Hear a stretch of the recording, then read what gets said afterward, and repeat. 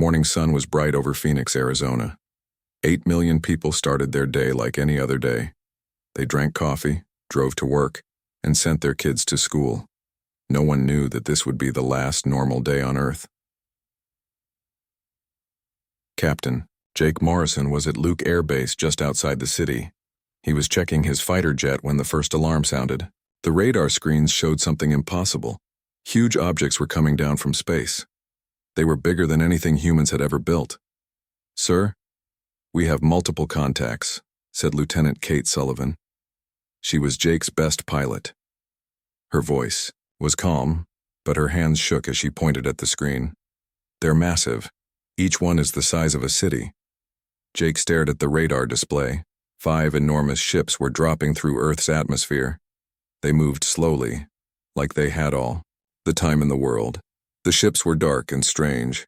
They looked like giant insects made of metal and glass. In the city, Dr. Lisa Bennett was teaching her morning class at Arizona State University.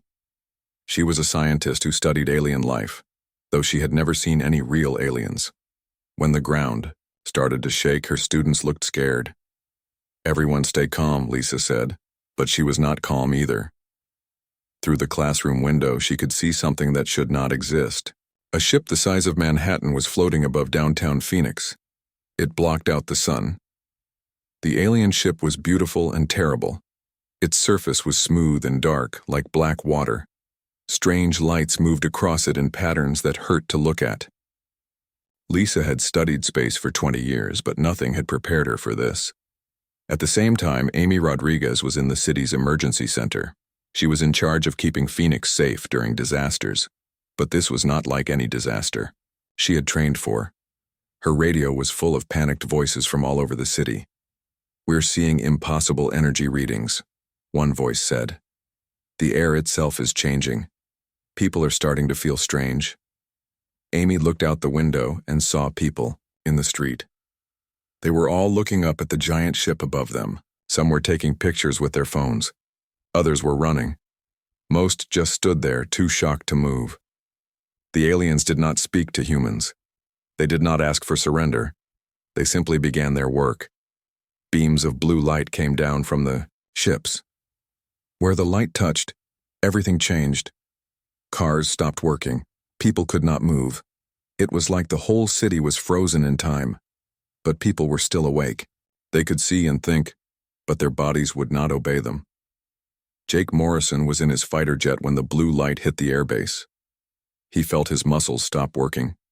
His jet's engines died. He could only watch as more alien ships appeared in the sky above Arizona. "Kate, do you copy?" he said into his radio. But there was no answer.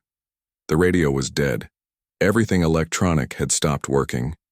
The aliens began to harvest the city. Massive tubes came down from their ships. The tubes were made of the same strange material as the ships. They glowed with soft light and hummed with power. Lisa Bennett watched from her frozen classroom as the tubes touched down in different parts of Phoenix. Where they landed, people began to rise into the air. They floated up toward the alien ships like leaves in the wind. The people could not scream or fight. They could only watch as they were taken away from Earth. The aliens were very organized. They took people from every neighborhood, rich and poor, young and old, all races and backgrounds. They seemed to want a sample of all kinds of humans. They also took buildings, cars, and even parts of the ground. It was like they were collecting everything that made Phoenix a city. Amy Rodriguez was one of the first to be lifted up. She felt the strange blue lights around her body. Then she was floating, rising higher and higher. Below her, she could see the whole city being taken apart. Streets, parks, schools, hospitals. Everything was being sucked up into the alien ships. Inside the alien ship, Amy found herself in a huge room with thousands of other people from Phoenix. The room was clean and bright, but it felt wrong. The air tasted strange. The walls seemed to watch them. The humans could move again, but there was nowhere to go. They were trapped inside the alien ship, high above Earth. Some people cried. Others tried to find their families in the crowd. A few, like Amy, started to think about how they might escape. Jake Morrison was still at the airbase, but most of his fellow pilots had been taken. He hid in an underground bunker as the alien tubes searched the base. Through a small window, he watched his friends and fellow soldiers float up into the sky. The harvest took 6 hours. When it was over, Phoenix was gone. Where the city had been, there was now a perfect circle of empty desert. The aliens had taken everything: the people, the buildings, even the roads and trees. It was like Phoenix had never existed. The alien ships rose back into space. They moved slowly, like they were in no hurry. Earth's military tried to attack them, but human weapons could not hurt the ships. Missiles bounced off them like raindrops. Fighter jets that got too close simply stopped working and fell from the sky. General Paul Harrison watched from his command center in Colorado. He was in charge of defending North America, but there was nothing he could do. His most advanced weapons were useless against the aliens. "Sir," said one of his officers, "the ships are leaving Earth's atmosphere. Should we try to follow them?" "With what?" Paul asked. Humans had barely learned to travel to their own moon. These aliens came from the stars. "Track them as long as you can. We need to know where they're going." The alien ships disappeared into deep space. They left behind a world in shock. 8 million people were gone. An entire city had vanished. And everyone on Earth knew that the aliens might come back for more. Jake Morrison climbed out of his bunker and looked at the empty crater where Phoenix used to be. The silence was complete. No cars, no people, no life at all. Just empty sand where his home had been. He made a promise to himself and to the missing people of Phoenix. Somehow, humans would find a way to fight back. They would rescue their people and make the aliens pay for what they had done. But first, they had to learn how to fight enemies who came from the stars. The world changed after Phoenix disappeared. Every television showed the same terrible images. The empty crater where a great city used to be. 8 million people were gone. Families across America had lost loved ones. The planet felt smaller and more dangerous. Dr. Lisa Bennett had escaped the harvest by pure luck. She had been in the basement of her university building when the blue light came. The thick concrete walls had somehow protected her from the alien energy. Now she was one of the few people who had seen the aliens up close and lived to tell about it. Lisa worked day and night in her small laboratory. She had collected pieces of strange material that the aliens had left behind. The metal was unlike anything on Earth. It was warm to the touch and seemed to hum with hidden energy. When she looked at it under her microscope, the patterns inside kept changing. "This is not just metal," she told her assistant, Dr. Kevin Price. "It's alive somehow. The atoms are moving in ways that should be impossible." Kevin was tired. They had been working for 3 weeks without a break. "What does it mean?" he asked. "I think the aliens use their minds to control their technology," Lisa said. "Their thoughts somehow connect with their machines. That's why our weapons didn't work. We were fighting their thoughts as much as their ships." General Paul Harrison came to visit Lisa's laboratory. He was a big man with gray hair and tired eyes. The weight of defending Earth was crushing him. He needed answers, and Lisa was his best hope. "Doctor, can you explain this to me like I'm 5 years old?" Paul asked. "My scientists say your theory is crazy, but I need to understand what we're fighting." Lisa showed him a simple test.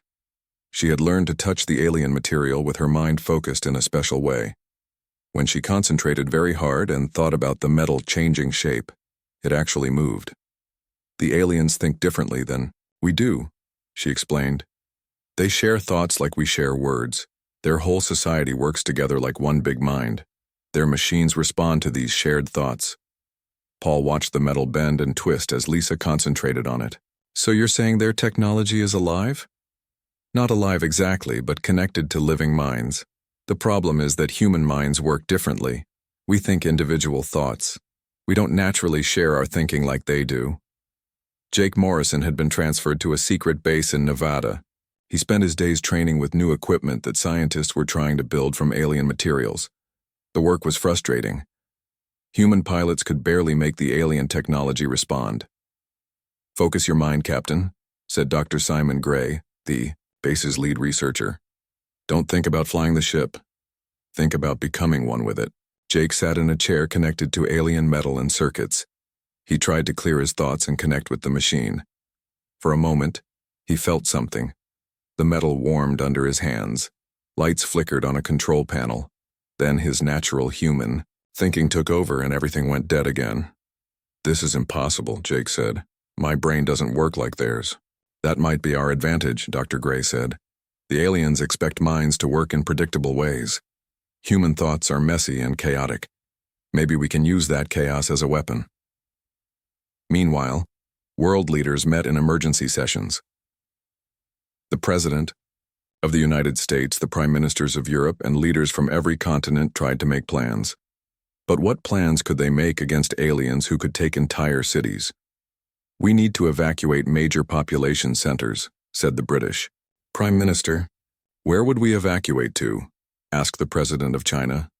"They can take people from anywhere on Earth. Hiding won't work." The world's armies prepared for war, but they knew it was hopeless. Human tanks and jets were toys compared to alien technology. If the aliens came back in force, Earth would fall quickly. In hidden laboratories around the world, scientists worked on the same problem. How could humans fight enemies whose technology was controlled by thought? The answer came from an unexpected place. Dr. Lisa Bennett was working late one night when she discovered something amazing. She had been trying to understand how alien thoughts controlled their machines. She connected her brain to alien technology using thin wires and sensors. When she focused her mind in just the right way, the alien metal responded. But then something wonderful happened. Her assistant Kevin was in the same room, also concentrating on a piece of alien material. When both of their minds focused on the same goal at exactly the same time, the metal did much more than bend. It actually broke apart. "Kevin!" Lisa shouted. "Do that again." They tried the experiment over and over. When one human mind touched alien technology, it responded slowly and weakly. But when two human minds worked together, something powerful happened. The alien metal couldn't handle the mixed signals from two different types of thinking. Human minds are too different from each other, Lisa realized. When we work together, we create patterns that their technology can't understand. It's like playing two different songs at the same time. The harmony becomes chaos. She called General Harrison immediately. "Sir, I think I know how to fight them." Paul Harrison arrived at the laboratory within hours. He brought his best military advisors and scientists. Lisa showed them what she had discovered. "Watch this," she said. She and Kevin both touched the alien metal and concentrated. The metal began to smoke and crack. "Our minds are interfering with their technology. We're like noise in their perfect system." "How many people would we need?" asked General Harrison. "I don't know yet. Maybe hundreds, maybe thousands. But sir, this could work. We could turn human thinking into a weapon." The military began recruiting people with strong mental abilities. They looked for meditation experts, psychics, people who could focus their minds for long periods. They built training centers where these volunteers learned to work together. Jake Morrison was one of the first pilots to learn the new technique. He worked with a team of 12 other people, all focusing their minds on alien technology at the same time. It was difficult at first. Human minds naturally want to think different thoughts. But slowly, they learned to coordinate. "It's like learning to sing in a choir," explained Dr. Lisa Bennett, who had become the leader of the mental training program. "Each voice is different, but together, they can create something powerful." The training was hard work. People had to learn to control their thoughts in ways humans had never done before. They practiced for hours every day, focusing their minds like athletes training their bodies. Meanwhile, deep in space, the alien ships that had taken Phoenix were traveling to their home worlds. The aliens, who called themselves the Zephyrian Collective, thought they had completed another successful harvest. They had collected interesting biological samples from a primitive world. The humans would be useful for labor and experiments. The Zephyrians had been harvesting worlds for 50,000 years. They had taken millions of species from thousands of planets. Most species simply gave up when they realized how powerful the collective was. A few tried to fight, but their weapons were always useless against Zephyrian technology. The Zephyrians never expected that one species might learn to turn their own technology against them. They had never met minds chaotic enough to disrupt their perfect mental harmony. On Earth, the training continued. Humans learned that their greatest weakness, their inability to think the same thoughts, might actually be their greatest strength against an enemy that depended on mental unity. General Harrison stood in the main training center, watching hundreds of volunteers practice their mental techniques. "How long before we're ready?" he asked Lisa. 3 more months for basic training," she replied. "But sir, we need to find those ships before they get too far away. Our people are still alive out there." "I know it." Jake Morrison overheard their conversation. "General, give me a ship and a crew of these mental warriors. Let me go find Phoenix." Paul Harrison looked at the young pilot. Jake had lost everything when Phoenix was taken. His friends, his home, his old life. But he had found something new. A purpose that might save not just Phoenix, but the whole world. "Captain Morrison," Paul said, "start picking your team." 3 months after Phoenix disappeared, Earth's first starship was ready to launch. The ship was called the Vengeance, and it was built using both human technology and alien materials left behind from the harvest. It was not as advanced as alien ships, but it had something no alien ship had ever carried: human minds trained to disrupt alien technology. Captain Jake Morrison stood on the bridge of the Vengeance with his crew of 500 volunteers. Half were soldiers and pilots. The other half were the mental warriors, people who had learned to focus their thoughts as weapons. Dr. Lisa Bennett was the ship's science officer. She had spent months learning to track the energy signals left by alien ships. "Captain, I'm reading the trail," she said, looking at her instruments. "The ships that took Phoenix are 1,200 light-years away, in a star system with 3 suns." Jake looked out at the stars through the ship's main window. Somewhere out there, 8 million people from his home were prisoners on alien ships. "How long to get there?" "With our new faster-than-light drive, about 2 weeks," Lisa answered. "Commander." Ryan Walsh was in charge of the ground forces. He was a tough man who had trained special soldiers for dangerous missions. "Sir, my teams are ready for boarding operations. We've practiced fighting in alien environments." Lieutenant Kate Sullivan, Jake's old friend from Luke Air Base, was now his second in command. She had learned to pilot ships using the new mental connection technology. "All pilots are standing by, Captain. Our fighters are armed with the consciousness disruptor weapons." Jake nodded to his crew. "Take us out." The Vengeance left Earth's solar system and jumped into faster-than-light travel. The journey would take them farther from home than any human had ever gone. During the 2-week trip, the crew continued training. The mental warriors practiced working together, focusing their thoughts like a weapon. The soldiers prepared for battles in alien environments. Everyone knew this mission was humanity's first real chance to fight back. Dr. Bennett spent her time studying everything they knew about alien technology. "Their ships are controlled by group thoughts," she explained to the senior officers. "When multiple alien minds focus on the same goal, their technology becomes very powerful. But our chaotic human thoughts can disrupt that harmony." "How exactly does it work?" asked Commander Walsh. "Think of it like this," Lisa said. "Alien minds are like a perfect orchestra playing the same beautiful song. Our minds are like 100 different radio stations all playing at once. When we force our mental noise into their perfect harmony, their systems can't handle it." Meanwhile, far away in the Kepler 442 star system, the people of Phoenix were learning what it meant to be prisoners of the Zephyrian Collective. They were held on a massive prison ship that was the size of a small moon. The ship contained millions of beings from hundreds of different worlds that the aliens had harvested over thousands of years. Amy Rodriguez had become one of the leaders among the Phoenix prisoners. She organized groups to share food and take care of the sick. She also quietly planned ways to resist their alien captors. "We need to stay together," she told the other Phoenix survivors. "These aliens have been taking people from worlds for thousands of years. Most species just give up hope. But we're human. We don't give up." The alien prison guards looked like tall, thin people with blue-gray skin and large black eyes. They communicated with each other through thought, rarely speaking out loud. They treated the prisoners like animals in a zoo, keeping them alive but not caring about their comfort. Amy learned that humans were unusual among the alien prisoners. Most other species became quiet and depressed after being captured. But humans kept talking, planning, and hoping. The aliens found human behavior confusing and annoying. "The guards don't like us," said Bill Davis, a police officer from Phoenix. "They keep staring at us like we're doing something wrong just by being ourselves." "Good," Amy replied. "Let them be confused.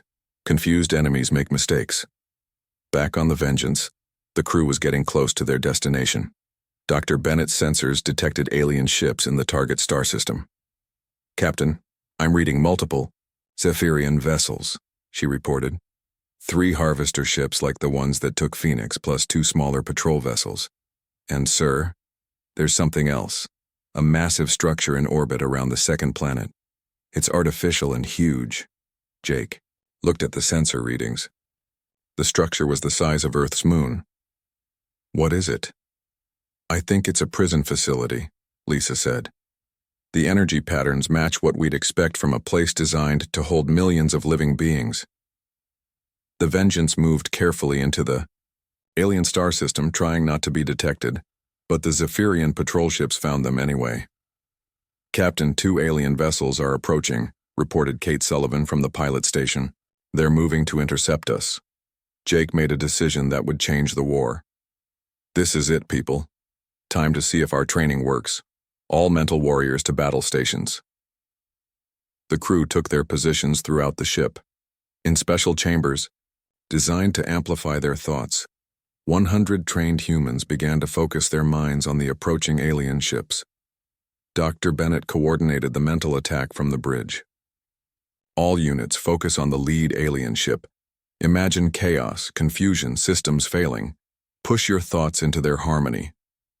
The mental warriors concentrated together, sending their chaotic human thoughts toward the alien patrol ship. At first, nothing seemed to happen.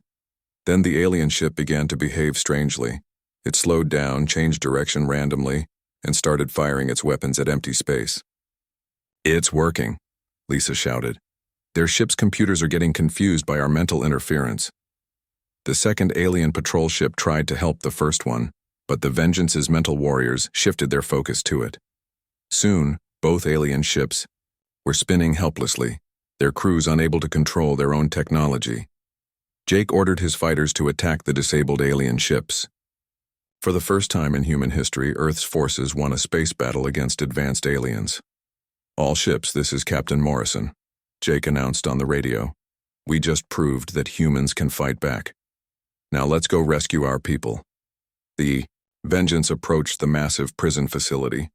It was even bigger than they had imagined. An artificial world designed to hold the captured populations of entire planets. Commander Walsh prepared his soldiers for the rescue mission. "Remember, we're not just saving Phoenix. There are probably millions of prisoners in there from hundreds of worlds. We save everyone we can." Dr. Bennett scanned the prison facility with her instruments. "Captain, I'm detecting human life signs in Section 7 of the structure. That's where they're keeping our people. But sir, there are also alien life signs I don't recognize, species I've never seen before. Other prisoners," Jake realized. "From other worlds the aliens have harvested." The rescue team prepared to board the alien prison. They had trained for this moment, but no training could prepare them for what they would find inside. Not just their own people, but the survivors of countless worlds that the Zephyrian collective had destroyed. Lieutenant Sullivan piloted a small boarding craft toward the prison facility. "Approaching the target, Captain. The facility's defenses aren't responding. I think our mental warriors are jamming their security systems." Inside the prison, Amy Rodriguez felt something change. The alien guards seemed confused and worried.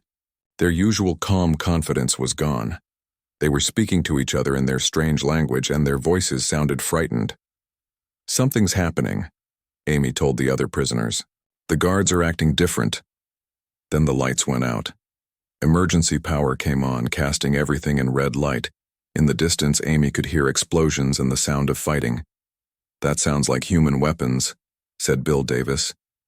Could someone have come for us?" Amy smiled for the first time since Phoenix was taken. "I told you we don't give up. Earth is coming to get us." The rescue had begun, but Jake and his crew were about to learn that saving Phoenix was just the beginning. The prison facility held secrets that would change everything they thought they knew about the alien empire and humanity's place in the galaxy. The rescue of Phoenix was successful, but it came with a terrible discovery. Inside the alien prison, Captain Jake Morrison and his team found not just 8 million humans, but millions of other beings from hundreds of different worlds. Dr. Lisa Bennett walked through the prison sections with her scanner, documenting what they found. "Jake, this is incredible and horrible," she said into her radio. "I'm seeing species that have been prisoners here for thousands of years. Some of them don't even remember their homeworlds anymore." Amy Rodriguez was weak, but alive when Commander Ryan Walsh found her in the human section of the prison. She had been organizing resistance among the Phoenix survivors for 3 months. "Captain Morrison?" Amy asked when Jake came to see her. "Is that really you? Are we going home?" "Yes, we're taking everyone home," Jake promised, "but Amy, we found something else. These aliens have been doing this for thousands of years. They've destroyed entire civilizations." Amy's eyes grew hard. "Then we can't just rescue our people and leave. We have to stop them from doing this to anyone else." The Vengeance could not carry all the prisoners they had found. There were too many. But Dr. Bennett had been working on the alien prison ship systems, learning how they worked. "Captain, I think I can control this facility," she reported. "The alien computers respond to focused thought, just like their other technology. If our mental warriors work together, we can fly this prison ship back to Earth." It took 2 weeks to organize the massive rescue operation. The Vengeance and the captured prison facility, now renamed Phoenix Station, made the long journey back to Earth. On board were not just the people of Phoenix, but representatives from dozens of alien species that had been enslaved by the Zephyrian Collective. When they arrived at Earth, the world was ready for war. General Paul Harrison had spent 3 months turning the planet into a fortress. Every major city had consciousness amplifier stations where trained mental warriors could focus their thoughts. Earth's space defenses were equipped with the new disruption technology. "Captain Morrison," General Harrison said when Jake reported. To him, "Your rescue mission was a success, but it may have started a war. Our deep space sensors show a massive alien fleet heading toward Earth." Jake looked at the sensor data on Harrison's screens. 50 alien ships were coming toward Earth, more than had ever been seen together before. "Sir, they're coming to destroy us because we proved humans can fight back," Jake said. "But we're ready for them this time." The alien fleet arrived 1 week later. The Zephyrian Collective had never faced a rebellion in 50,000 years of conquering worlds. They intended to destroy Earth completely to prevent other species from learning that the Collective could be defeated. The battle for Earth began when the alien ships entered the solar system, but this time, Earth was ready. General Harrison coordinated the defense from his command center. "All consciousness stations, begin mental disruption protocol. Every trained warrior on the planet, focus your thoughts on the alien fleet." Around the world, 4 billion humans joined their minds in the largest mental attack in history. In meditation centers, military bases, schools, and homes, people focused their thoughts on one goal: disrupting the alien harmony that controlled their ships. The effect was immediate and devastating. Alien ships began firing on each other as their computer systems became confused by human mental noise. Some ships stopped moving entirely. Others spun out of control as their crews suffered mental breakdowns from the chaotic human thoughts invading their minds. Captain Jake Morrison led Earth's first offensive space fleet into battle. The human ships were still not as advanced as alien technology, but they had something the aliens had never faced: crews trained to use their chaotic thoughts as weapons. "All fighters, this is Morrison," Jake announced on the radio. "Remember, your training. Think chaos, think confusion, think freedom. Let's show these aliens what human minds can do." The space battle lasted 12 hours. Human ships, supported by planet-wide mental disruption, destroyed or captured most of the alien fleet. For the first time in 50,000 years, the Zephyrian Collective had lost a major battle. But Jake Morrison knew that winning one battle was not enough. The aliens would send more fleets, Earth needed to take the fight to them. "General Harrison," Jake said after the battle, "we can't just defend Earth.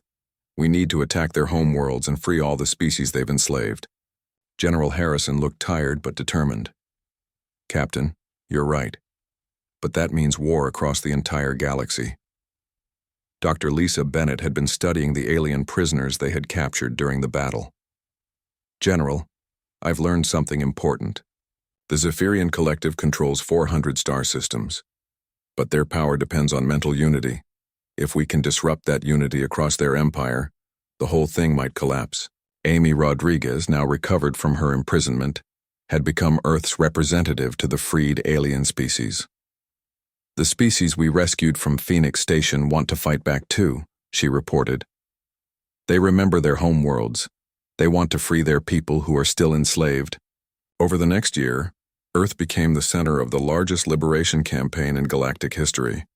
Human ships equipped with consciousness disruption technology and crewed by mixed teams of humans and freed aliens began attacking Zephyrian facilities across the galaxy. The war was unlike anything the galaxy had ever seen. Instead of the usual pattern of conquest and surrender, this was a war of liberation. Every world that Earth's forces freed joined the fight against their former masters. Jake Morrison found himself commanding a fleet of 200 ships, crewed by dozens of different alien species. "This is Admiral Morrison to all ships," he said, before their attack on a major Zephyrian military base. "Remember, we're not just fighting for Earth, we're fighting for every world that wants to be free." The battle tactics were always the same. Human mental warriors would disrupt alien technology, while mixed crews of humans and freed aliens attacked the confused enemy forces. The Zephyrian Collective had no defense against this new type of warfare. Dr. Bennett established schools on liberated worlds, teaching other species how to use their own thoughts to resist mental domination. "Every species thinks differently," she explained to her alien students. "Your thoughts are just as chaotic to the Zephyrians as human thoughts are. You can learn to fight back." The war's turning point came when Earth's forces attacked Zephyr Prime, the capital world of the Collective. The planet was defended by the most advanced alien technology in the galaxy, but even that could not stand against the mental chaos of 1,000,000 freed beings, all thinking different thoughts at the same time. Commander Ryan Walsh led the ground assault on the Zephyrian government centers. His forces included humans and freed aliens working together. "This is for every world you destroyed," he said, as his forces captured the alien leaders. The Zephyrian Collective, after ruling the galaxy for 50,000 years, surrendered within 18 months of their first contact with humanity. Their consciousness-based civilization simply could not function when subjected to the chaotic thoughts of free beings. General Paul Harrison stood in what used to be the Zephyrian government, building on Zephyr Prime.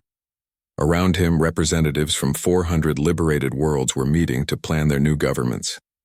"Dr. Bennett," he said to Lisa, who was now Earth's chief scientist for galactic affairs, "what do we do with an empire this big?" "We don't keep it as an empire, General," Lisa replied. "We help every world become free to choose its own path. That's what makes us different from the Zephyrians." Jake Morrison, now Admiral Morrison of the Galactic Liberation Fleet, looked out at the stars from his command ship. Each point of light represented worlds that were now free to think their own thoughts and live their own lives. The galaxy had learned that harvesting humanity was the worst mistake the Zephyrians ever made. Sometimes the prey becomes the predator, and consciousness itself becomes the ultimate weapon. But the war was not quite over. There was still the matter of building something better from the ruins of the old empire. 5 years after the harvest of Phoenix, the galaxy was a very different place. The Zephyrian Collective was gone, replaced by the Galactic Federation of Free Worlds. 400 star systems that had once been slave worlds were now learning to govern themselves. Admiral Jake Morrison stood in the rebuilt Phoenix looking up at the night sky. The city had been reconstructed exactly as it was before the aliens took it, but now it served a new purpose. Phoenix had become the training center for the Galactic Liberation Academy, where beings from across the galaxy learn to use consciousness as both a tool and a weapon. "Hard to believe it's been 5 years," said Amy Rodriguez, walking up beside him. She was now Earth's first galactic ambassador, helping former slave worlds establish their own governments. Sometimes it feels like yesterday, Jake replied. Other times it feels like a lifetime ago. Amy smiled. I still remember hiding in that alien prison, organizing the other survivors. I kept telling everyone that humans don't give up. I just never imagined we'd end up freeing the entire galaxy. Dr. Lisa Bennett approached them, carrying a datapad full of reports from across the galaxy. She was now the director of the Institute for Consciousness Studies, the most important research facility in the Federation. Jake, Amy, you need to see this, Lisa said, showing them her data. We've made contact with the Andromeda Galaxy. There are signals coming from there that suggest other consciousness-based empires exist. Empires that might be even older and more powerful than the Zephyrians were. Jake looked at the data with interest rather than fear. Are they hostile? We don't know yet, Lisa admitted. But if they are, we're ready for them now. The techniques we developed to fight the Zephyrians work on any consciousness-based technology. We've taught them to hundreds of species. The three friends walked through the Memorial District of New Phoenix, where monuments honored both the victims of the original harvest and the heroes who had fought in the Liberation War. At the center was a simple stone with the names of every person who had been taken from Phoenix 5 years ago. Do you think we did the right thing? Amy asked, quietly. Starting a war that spread across the galaxy? We didn't start the war, Jake replied. The Zephyrians had been waging war against free thought for 50,000 years. We just ended it. Lisa nodded. Every species has the right to think its own thoughts and make its own choices. That's what we fought for. That's what we're still fighting for. In orbit above Earth, the space docks were busy with ships from hundreds of worlds. The old human dream of traveling to the stars had come true in a way no one had expected. Earth was now the unofficial capital of a galaxy-wide federation of free beings. General Paul Harrison, now retired but still serving as an advisor, met with leaders from across the galaxy in the Federation Council building in Geneva. The building had been designed by architects from 20 different worlds, and it showed the beautiful diversity that freedom could create. The Rigelian Republic is reporting strange energy signatures in their outer system, reported Captain Kevin Price, Lisa's former assistant who now commanded deep space reconnaissance missions. It might be scouts from another galaxy-spanning empire. Are the Rigelians ready to defend themselves? Asked General Harrison. Yes, sir. We've established consciousness defense stations in all their major systems. If anyone tries to invade, using mental control technology, they'll get the same surprise the Zephyrians did. Throughout the galaxy, former slave worlds were rediscovering their own cultures and traditions. Species that had been forced to think the same thoughts for thousands of years were learning to celebrate their differences again. On the world of Kepler 438b, the Altarian people were rebuilding their ancient cities and teaching their children the songs that had been forbidden under Zephyrian rule. On Proxima Centauri C, the crystalline beings called the Luminari were growing new crystal forests that sang with their unique harmonic thoughts. Each liberated world brought its own gifts to the Federation. The Altarians were natural engineers who built beautiful cities. The Luminari could grow living crystal technology that complemented human consciousness disruption techniques. The aquatic cetaceans from Tau Ceti were master philosophers who helped design fair laws for the Federation. But humans remained special in the galaxy. Their chaotic individual thoughts had been the key to defeating the collective. Now human mental warriors served as teachers and protectors across the galaxy. Commander Ryan Walsh ran the Advanced Combat Training Program at Phoenix Academy. Former enemies, including some reformed Zephyrians, learned to work together as equals. The key is accepting that every mind is different, he told his mixed class of humans, Zephyrians, Altarians, and other species. We're stronger when we think different thoughts than when we all think the same way. Lieutenant Kate Sullivan now. Captain Sullivan commanded the Federation's deep space exploration fleet. Her ships, crewed by volunteers from dozens of worlds, were pushing the boundaries of known space and making contact with new civilizations. Captain's log, Federation ship discovery, she recorded during a mission to a previously unknown star, System. We've made contact with a species called the Etherians. They communicate through color patterns and have never encountered consciousness-based technology. They're very interested in joining the Federation. Back on Earth, Dr. Bennett continued her research into the nature of consciousness itself. Her discoveries had revolutionized not just military technology, but medicine, communication, and philosophy. We're learning that consciousness is the most powerful force in the universe, she explained to a class of graduate students from 40 different worlds. It can control matter, energy, space, and time. The Zephyrians tried to use it to control others. We use it to set others free. One evening, Jake Morrison received a priority message from the edge of Federation space. It was from Captain Sullivan's Deep Space Fleet. "Admiral, we've discovered something incredible," Kate's voice said over the communication system. "There's an ancient space station at the edge of the galaxy. It's been sending out signals for thousands of years. The signals are instructions for resisting consciousness-based domination." Jake studied the data Kate had sent. The space station was older than the Zephyrian collective, older than any civilization they had encountered. "It looks like someone else fought this kind of war long ago," Kate continued. "And they left instructions for others who might face the same threat." Lisa Bennett analyzed the ancient signals with excitement. "Jake, this changes everything. Consciousness-based, empires must rise and fall throughout the universe. This station is a library left by another species that learned to fight back." Amy Rodriguez looked at the implications of the discovery. "If these cycles repeat throughout the universe, then our job isn't finished. We need to be ready to help other galaxies when their time comes." Admiral Morrison made a decision that would shape the Federation's future. "Captain Sullivan, establish a permanent research station at that location. We're going to learn everything those ancient freedom fighters can teach us." 5 years after Phoenix was harvested, humanity had gone from being the victims of a galactic empire to being the founders of a galactic federation. They had learned that their greatest weakness, their inability to think like everyone else, was actually their greatest strength. Jake Morrison stood once again in the Memorial District of New Phoenix, now accompanied by friends from dozens of worlds. The night sky was full of ships from the Federation, each carrying beings who were free to think their own thoughts and live their own lives. "Do you think we'll face another consciousness-based empire?" asked Zara 9, a reformed Zephyrian who now worked with the Federation Council. "Probably," Jake replied.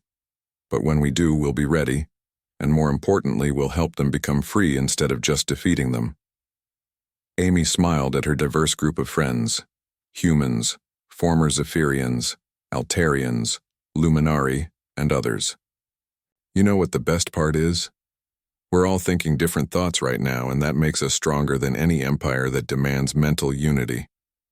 Dr. Bennett held up her latest research device, a small crystal that could detect consciousness patterns across vast distances. "This will let us find other civilizations that are fighting for mental freedom. We can help them before they have to go through what we did." The galaxy had learned its lesson. Diversity of thought was not weakness to be controlled, but strength to be celebrated.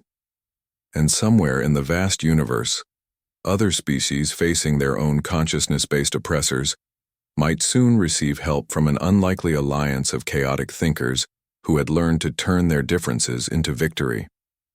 Earth had started as a primitive world whose city was harvested by ancient aliens. It had become the heart of a galactic civilization based on the radical idea that every being had the right to think freely. The harvest of Phoenix had been meant to gather slaves for an empire. Instead, it had planted the seeds of that empire's destruction and the birth of a new age of freedom among the stars.